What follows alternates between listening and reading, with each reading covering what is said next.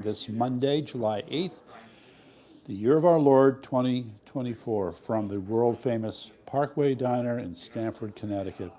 It's such an odd location, but we love it so. Now, I just want to remind you that you're also now officially in the Connecticut War Room. And as being in the Connecticut War Room, I want to remind you, free Steve Bannon, all right? The injustice of him being a political prisoner in the Danbury Federal Prison is an outrage. Some people are complaining that conservatives are not saying enough. Well, I'm here to say something. Free Steve Bannon.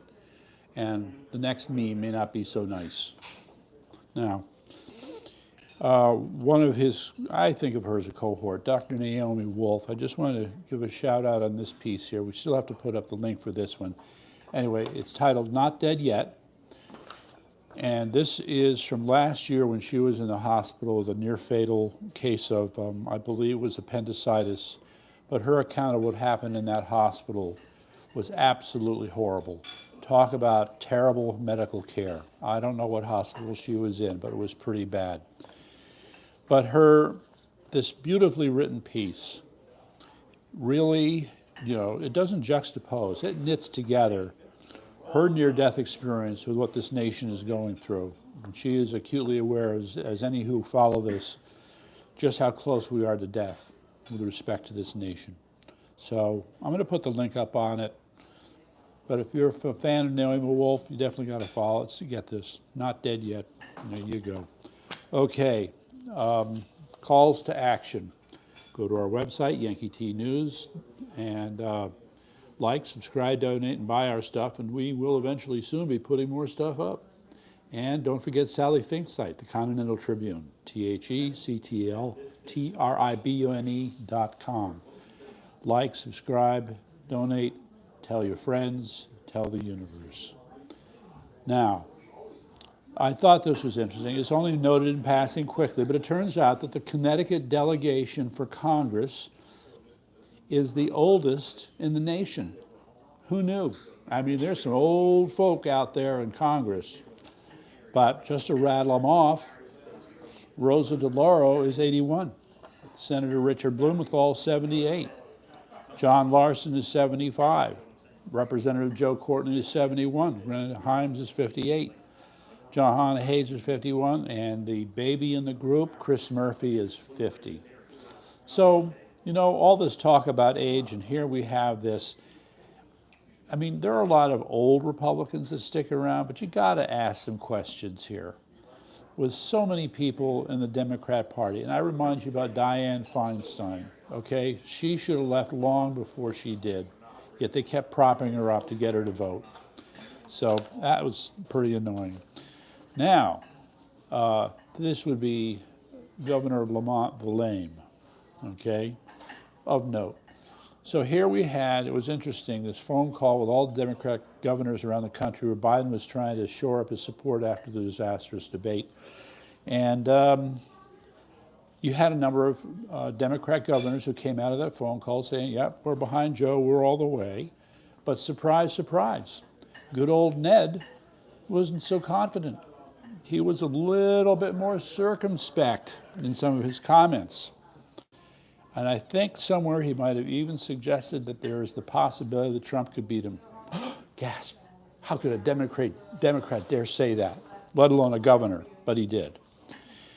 Now another thing on election fraud. No, I'm sorry, early voting. I'm sorry, I meant early voting.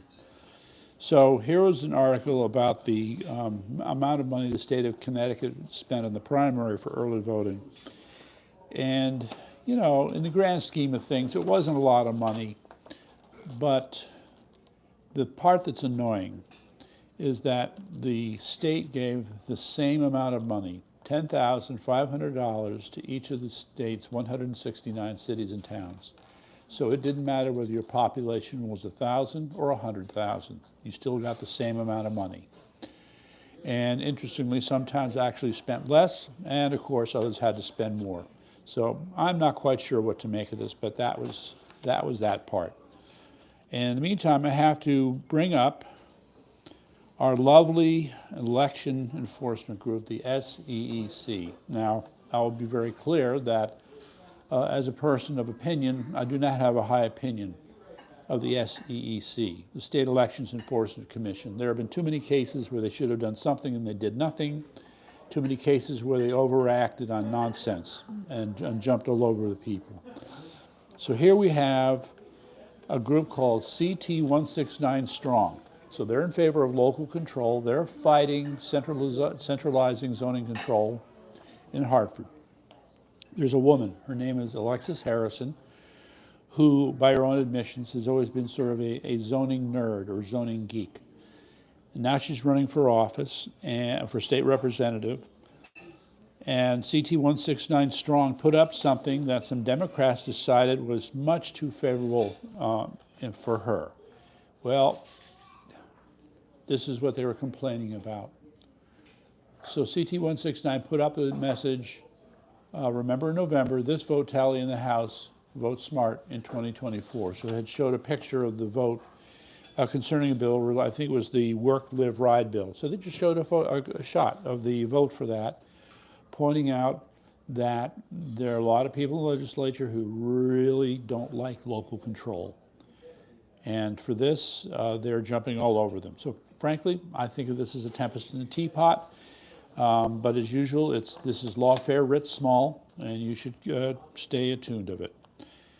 Now, of course, we've been hearing in the news about this physician who's a specialist in Parkinson's who went 8 or 9 times to the White House. Now, as the story goes, Dr. Kevin Kennard never saw Joe Biden, but he did see the healthcare professionals who are responsible for him. And as is pointed out, you don't go 8 times in a year just to pay a visit. No, there was a reason for it, and guess what? The White House ain't talking, but the article is there, go check it out. Now, on to the main event here. All right, I want to point out that in the promo I said the theme is Spaghetti Week, okay? And it's Spaghetti Week for one very simple reason.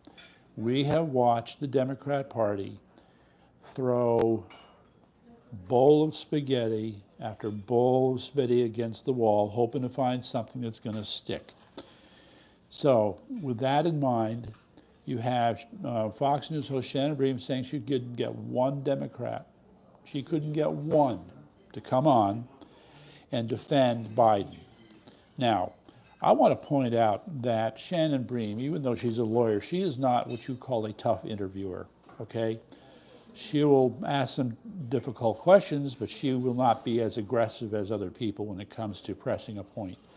So for the Democrats to not even come out with her does not speak well.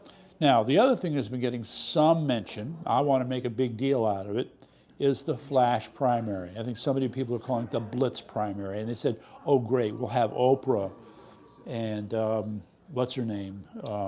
Taylor Swift, moderator. How do you moderate a national primary? This is ridiculous. In any event, so this is kind of what the Democrats are down to. They're running out of possibilities. Now, that said, I would not count this out as producing some surprising and interesting results. This has to be the most unique form of doing what is normally done when you have trouble getting a good candidate. What do you do when you don't have a good candidate? You go with that's right, the dark horse candidate. And so who are 2 examples of dark horse candidates? Jimmy Carter and Bill Clinton were dark horse candidates, and the results speak for themselves. Okay, so they're talking about getting this done now in 40 days. Tomorrow will be 39 days.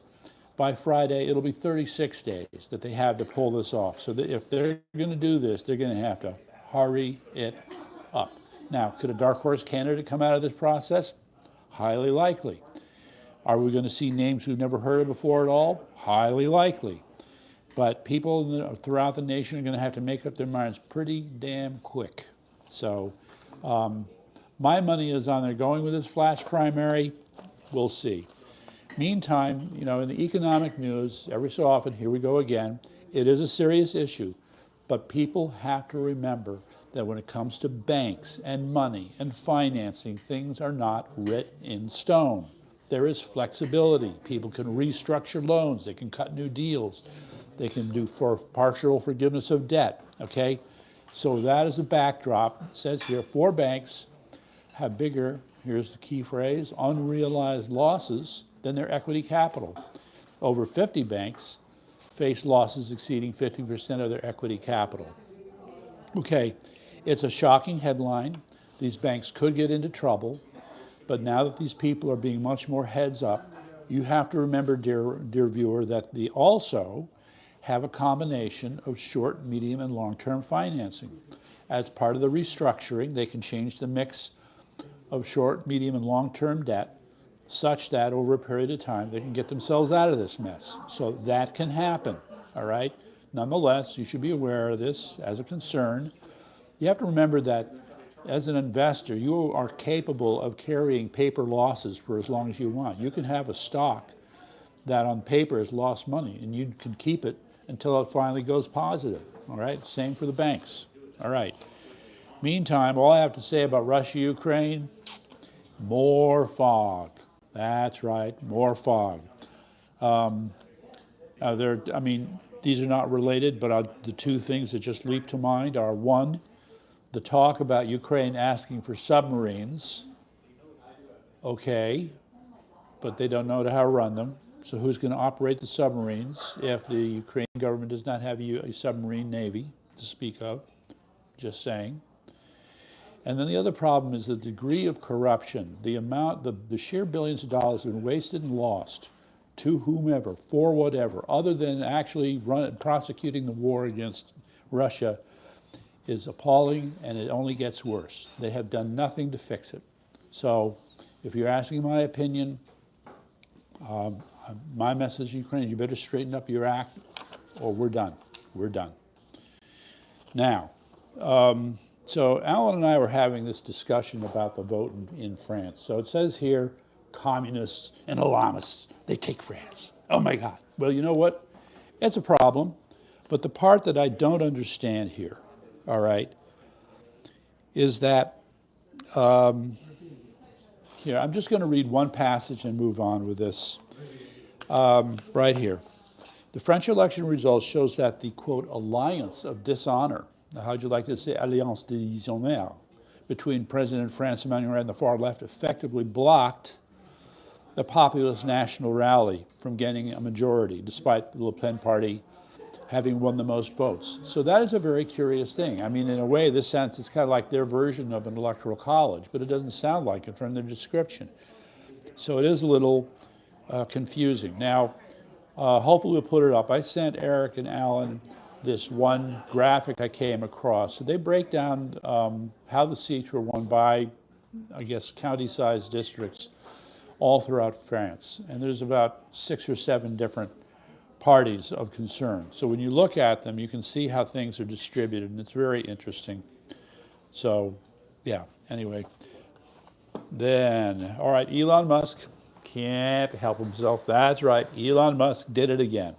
So now he wants to remind us that illegal aliens are going to be voting in the election, and the Democrats are doing everything they can to help them out. Well, I believe it. But, you know, this is a case of belt and suspenders, all right? You have, on the one hand, this effort to get non-citizens to vote, right? But then there has not been enough discussion. What about the machines? What about the algorithms? Huh? All right? Look, when I saw this example where a guy showed you just need 6 lines of code, that's all you need. 6 lines of code to flip the vote in a machine. And there are all kinds of software programming tricks where you can embed that program in another program, hide it, it'll be running, and you won't have a clue, all right? This they can do. What are we doing? I haven't heard a thing, all right? Right now, as far as I'm concerned, we're screwed, okay? Until this issue with machines is addressed, Republicans are screwed. All right, on to the next thing here. You know, every week I like to say something about education. Okay, so I came across this piece basically saying boys aren't reading as much as girls, and it's a major problem. I would want to take a closer look at this, but let's see if I can find, there's just one passage here that's the most salient one as far as I'm concerned. Okay, so it says here, pushing books with male protagonists or written by male authors isn't enough. The books need to be masculine in style as well as content. This means having a greater focus on action, conflict, and yes, even violence, and a reduced focus on feelings and relationships.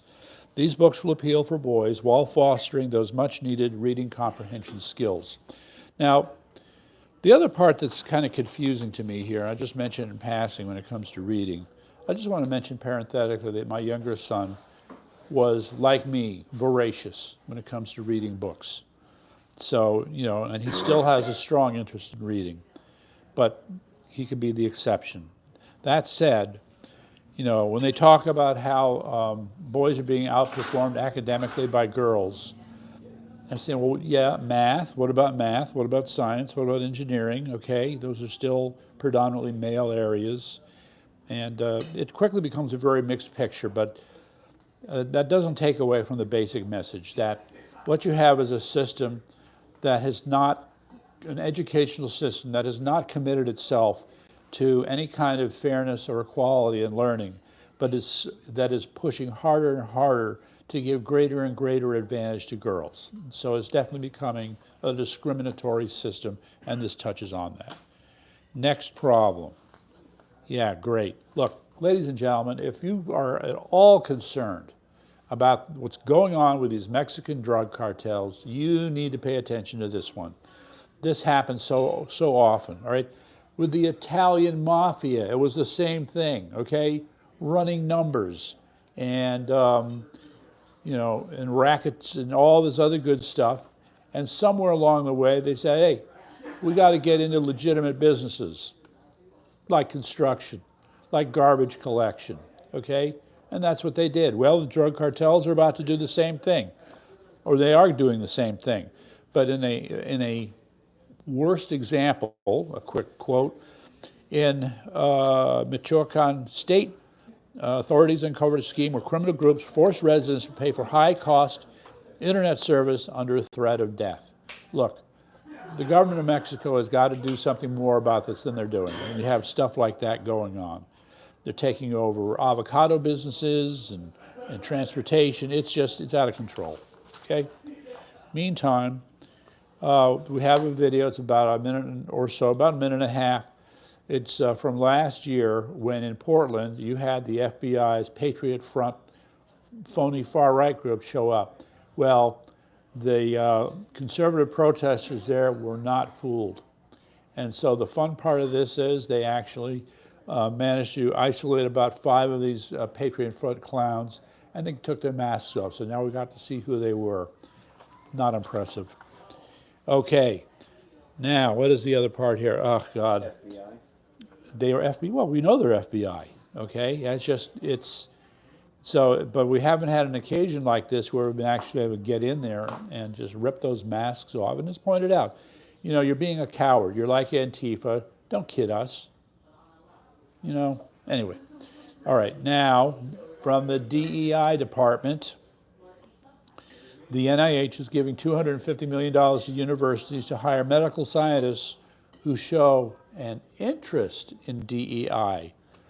All right, well, the payoff is we got an email from the NIH where it said, I don't want to hire white men for sure. All right, this theme has been showing up repeatedly now. This has to be at least the second time I've reported on this.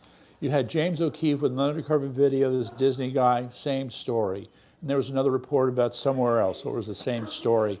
So, you know, maybe we're beating back DEI in some places, but not enough. We have to push a lot harder.